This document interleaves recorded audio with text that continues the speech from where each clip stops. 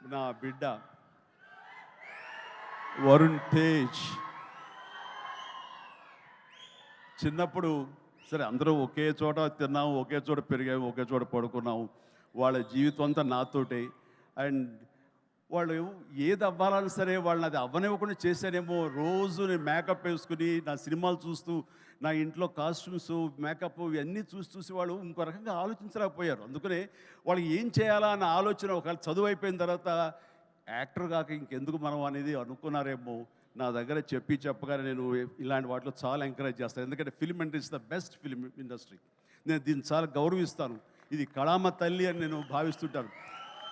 మనం ఎంత గౌరవిస్తే ఆ ఫిల్మ్ ఇండస్ట్రీ మన అంతగా ఆదరిస్తుంది, హక్కును చేర్చుకుంటుందని బలంగా నమ్మేవాడు నేను. కాబట్టి ఇలాంటి ఇండస్ట్రీకి నా బిడ్డలు వస్తే కనుక అంతకంటే కావాల్సింది ఏముందంటూ ఎంకరేజ్ చేశాను. వచ్చిన దగ్గర నుంచి నన్ను ఇన్స్పిరేషన్గా తీసుకున్నాడా, ఇంకెవరిని తీసుకున్నాడో ఏమో కానీ ఈ పరిశ్రమకు వచ్చిన తర్వాత నుంచి నన్ను ఫాలో అవటం లేనే లేదు ఎప్పుడు. అది గుడ్. నేను దాన్ని హర్షిస్తాను. తను ముందు నుంచి కూడా చేసిన ప్రతి సినిమా డిఫరెంట్ జోనర్.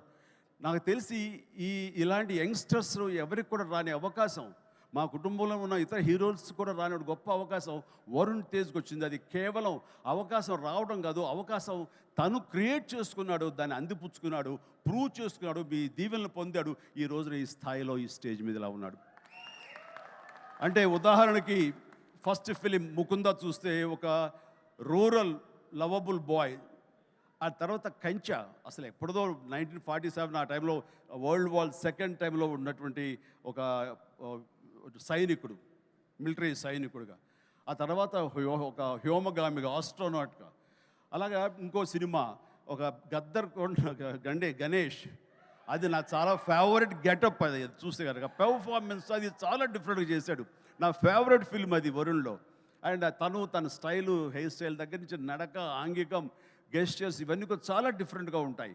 ఆ సినిమా కానివ్వండి. ఆ తర్వాత ఇక ఎన్ఆర్ఐ చేసినటువంటి ఫిదా కానివ్వండి, లేకపోతే లోకల్ సోఫిస్టికేటెడ్గా ఒక లవర్ బాయ్గా చేసిన వాళ్ళ బాబాయ్ ఇన్స్పిరేషన్ తోటి చేసిన తొలి ప్రేమ కానివ్వండి.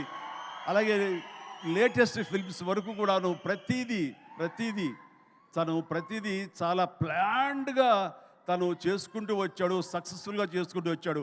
ఆ ప్లాన్లో ఒక భాగమే లావణ్యను కూడా కట్టుకున్నాడు. అది సో ఆ రకంగా ప్రతిదీ వెరీ సక్సెస్ఫుల్ స్టెప్స్ వేసుకుంటూ అన్ని జోనర్స్ యొక్క టచ్ చేస్తూ తను చేసిన 13 సినిమాలు ప్రతిదీ వైవిధ్యమైన సినిమాలు చేసుకుంటూ ఎవరికి రానట్టు డిఫరెంట్ జోనర్స్ చేయగలిగాడంటే, నేనేదో రొమాంటిక్ హీరో, నేను యాక్షన్ హీరో, కేవలం ఇలా చేయాలి అన్నది కాకుండా డిఫరెంట్ సినిమాలు చేసుకుంటూ వచ్చాడు. అందులో నేపథ్యంగా ఫస్ట్ టైం అంతకుముందు గాజీ అని నేవల్ సినిమా వచ్చింది, సబ్మెరీన్ బేస్ చేసుకుని రాణా యాక్ట్ చేసింది. ఆ తర్వాత ఎన్నో మిలిటరీ బేస్ సినిమాలు వచ్చి ఉంటాయి, ఉన్నాయి కూడాను. కానీ air strike, surgical strike, air force మీద సినిమా మాత్రం మన తెలుగులో ఇదే మొట్టమొదటి సినిమా. ఇలాంటి సినిమా రావడం అన్నది విజువల్ ఇంపాక్ట్ ఉంటుంది, మీ అందరికీ విజువల్ ఫీస్ట్. ఎందుకంటే ఈ మధ్యకాలంలో నేను లాస్ట్ ఇయర్ వెళ్ళినప్పుడు